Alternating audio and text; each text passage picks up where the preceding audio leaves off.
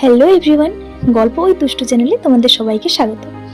আবার চলে এসেছি নতুন একটা ব্লগ নিয়ে। তো আজ আমার ছিল সেমিনার, তো তার জন্য আমি ঘুম থেকে এতটাই দেরি করে উঠেছি যে আমার সব কিছুতে লেট হয়ে গেছে। কোনো রকম করে দিদিভাই একটু খাইয়ে দিয়েছে, খেয়ে নিয়েছি, এই যে চললাম। রাস্তা খুব সুন্দর একটা ওয়েদার দেখতে দেখতে, এই বৃষ্টি এই রোদ, অবশেষে কলেজে পৌঁছলাম। কলেজে গিয়ে দেখি সেমিনার আমাদের শুরু হয়ে গেছে। তারপর চলে গেলাম সোজা সেমিনার হলে।